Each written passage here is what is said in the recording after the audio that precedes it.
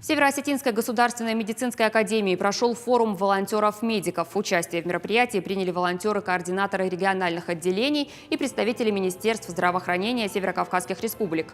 В рамках форума были организованы различные тренинги и игры, встречи с ведущими федеральными экспертами по вопросам медицинского волонтерства и мастер-классы.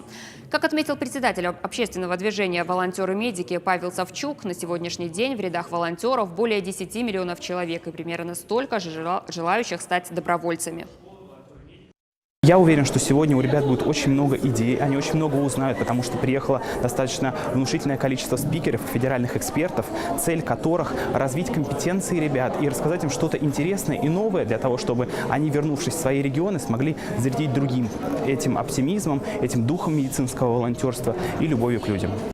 Ребята очень талантливые, и сегодня вот эта площадка волонтерского движения – это своего рода такой старт, чтобы они могли реализовывать себя на практике.